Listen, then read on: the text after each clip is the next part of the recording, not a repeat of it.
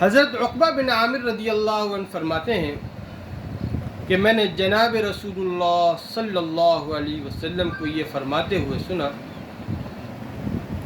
کہ اگر قرآن مجید کو کسی چمڑے میں ڈال دیا جائے اور پھر اس کو آگ میں ڈال دیا جائے تو وہ قرآن مجید نہیں جلے گا.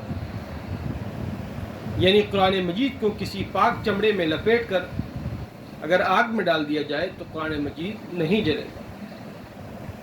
محدثین رحمہم اللہ نے اس روایت کے دو مطلب بیان فرمائے ہیں.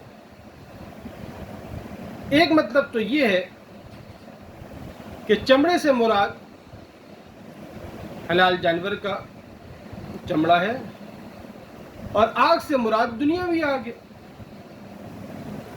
تو اس صورت میں یہ معجزہ ہے اور جناب رسول اللہ صلی اللہ علیہ وسلم کے زمانے کے ساتھ خاص.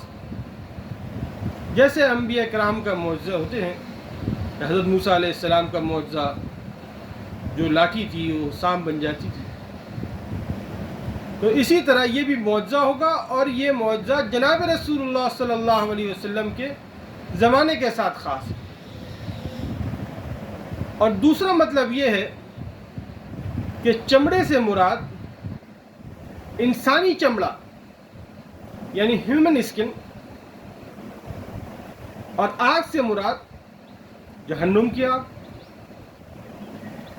تو اس صورت میں مطلب یہ ہوگا کہ اگر خدا نخواستہ حافظ قرآن اپنی کسی بدعملی کی وجہ سے جہنم میں ڈالا بھی جائے تو آگ اس پر اثر انداز نہیں ہوگی. ایک روایت میں ما مستہ النار کے لفظ بھی آیا ہے کہ آگ اسے چھوئے گی بھی نہیں.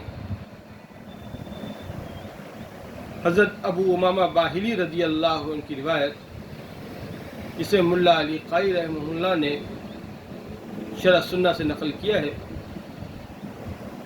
فرماتے ہیں کہ قرآن مجید حفظ کیا کرو، اس لیے کہ اللہ جل جلالہ اس دل کو عذاب نہیں دیتے جس میں قرآن مجید محفوظ ہو. یہ کتنی بڑی فضیلت ہے قرآن مجید حفظ کرنے کی. کوئی بھی شخص یہ دعویٰ نہیں کر سکتا کہ میں نے پوری زندگی کوئی گناہ نہیں کیا اور میں آگ کا مستحق نہیں ہوں، میں عذاب کا مستحق نہیں ہوں. تو اگر خدا نخواستہ کسی عمل کی وجہ سے اگر انسان جہنم میں ڈالا بھی گیا